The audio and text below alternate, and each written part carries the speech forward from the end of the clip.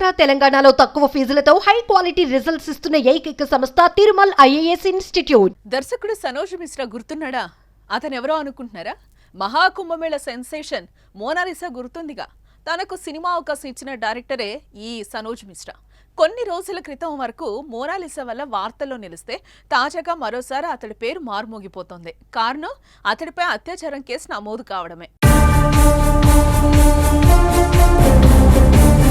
2020లో TikTok, Instagram ద్వారా సనోజ్ మిశ్రాను కలిశానని, సినిమాలో అవకాశం ఇస్తానని చెప్పి ఎక్కువగా ఫోన్స్ చేసేవాడని, ఆపై దర్శకుడు 17 జూన్ 2021న తనకు కాల్ చేసి ఝాన్సీ రైల్వే స్టేషన్లో ఉన్నట్లు చెప్పాడని, తనను కలవడానికి రావాలని లేదంటే ఆత్మహత్య చేసుకుంటారని బెదిరించాడని బాధితురాలు పోలీసుల ఫిర్యాదులో పేర్కొంది.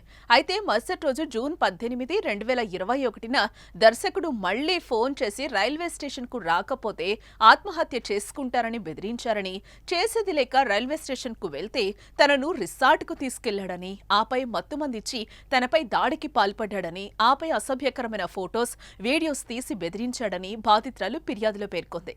ఆ తర్వాత పెళ్లి చేసుకుంటానని చెప్పి తనపై అనేకసార్లు దాడికి పాల్పడ్డారని, సినిమాల్లో అవకాశాలు ఇప్పిస్తానని చెప్పడంతో ముంబై వచ్చి అతడితోనే జీవించడం ప్రారంభించారని, చాలాసార్లు తనను కొట్టారని తెలిపింది. 2025 ఫిబ్రవరిలో తనను విడిచిపెట్టాడని, ఫిర్యాదు చేస్తే తన అసభ్యకరమైన ఫోటోస్, వీడియోస్ సోషల్ మీడియాలో పోస్టు చేస్తానని బెదిరిస్తున్నాడని బాధితురాలు ఆరోపించింది.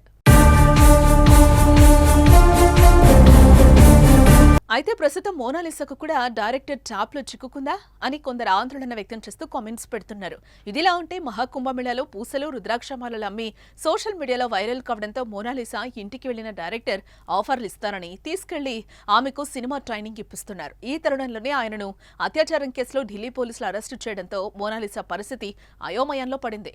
మోనాలిసాకు హీరోయిన్ అవకాశం ఇస్తారని ప్రామిస్ చేసిన మిశ్రా ప్రస్తుతం ఆమెని యాక్టింగ్ కోర్స్లో జాయిన్ చేశాడని సమాచారం. ఇదిలా ఉంటే సనోజ్ మిశ్రా కుంభమేళా మోనాలిసాకు ది డైరీ ఆఫ్ మణిపూర్ సినిమాలోనే ఓ పాత్రకు ఆమెను ఎంపిక చేసుకున్నాడు. ఇక మిశ్రా విషయానికి వస్తే ఆయన గాంధీగిరి, రామ్ కీ జన్మభూమి, లఫంగే నవాబ్, కాశీ టు కశ్మీర్ వంటి సినిమాలను తెరకెక్కించాడు.